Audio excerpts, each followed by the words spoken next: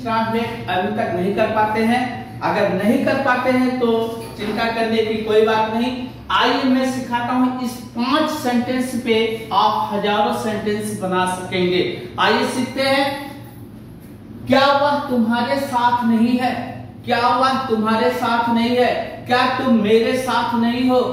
क्या वह उसके साथ नहीं है? अगर इस तरह के सेंटेंस आते हैं तो आप इस पैटर्न पर बनाएंगे, क्या वह तुम्हारे साथ नहीं है। अब यहां देखना, इस सेंटेंस का जवाब आ रहा है एस या नो से। अगर कहा है क्या वह तुम्हारे साथ नहीं है, नहीं वह मेरे साथ नहीं है। अगर कहा दिया क्या वह तुम्हारे साथ नहीं है, हाँ वह मेरे साथ है, इसका जवाब एस या नो से आता तो इसका इंट्रोगेटिव वर्ड व्हाट नहीं होता है, बल्कि उसी वाक्य का हेल्पिंग वर्ब होता है। तो यहाँ देखो है के लिए क्या आता, इज का प्रयोग, आर का प्रयोग, एम का प्रयोग, वाज का प्रयोग, वर का प्रयोग होगा। तो यहाँ क्या होगा, यहाँ है तो इज, क्योंकि वह सिंगुलर है। क्या वह तुम्हारे साथ नहीं है, तो क्या हो जाएगा, यहाँ इसका बन जाएगा Is he with you। हो गया Is he with you। क्या वह तुम्हारे साथ नहीं है, Is he with you। क्या वह तुम्हारे साथ नहीं है, बन गया। अगला देखो, नहीं वह मेरे साथ नहीं है। यहाँ आया नहीं वह मेरे साथ नहीं है। देखो मैंने जो बोला था नहीं वह मेरे साथ नहीं है, नहीं के लिए हम क्या लगाएंगे, यहाँ नो लगाएंगे पहले।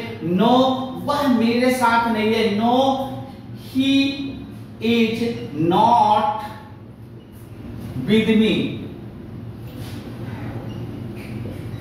क्या हो जाएगा, no he is not with me, नहीं वह मेरे साथ नहीं है। No he is not with me, वह मेरे साथ नहीं है।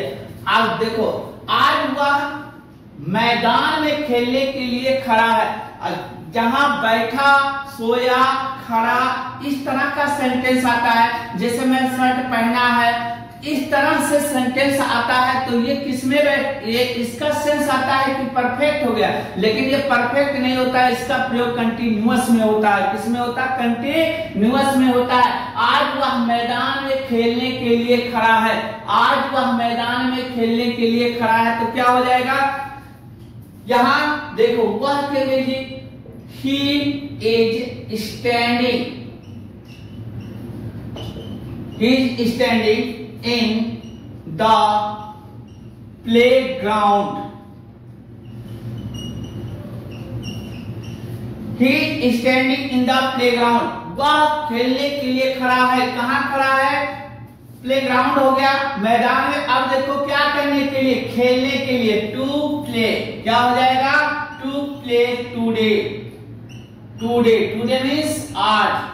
क्या हो गया, he is standing in the playground to play today। इस तरह से बनाते हैं। अगला देखना, मैंने अपनी पारी खेल ली, मैंने अपनी पारी खेल ली।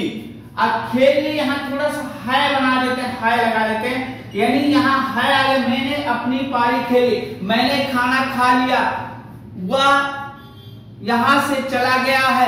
इस तरह का अगर सेंटेंस आते हैं ना तो ये प्रेजेंट परफेक्ट होता है, यानी काम हमारा क्या हुआ था, पास्ट में शुरू हुआ था और आके किस में खत्म हो रहा, प्रेजेंट में खत्म हो रहा।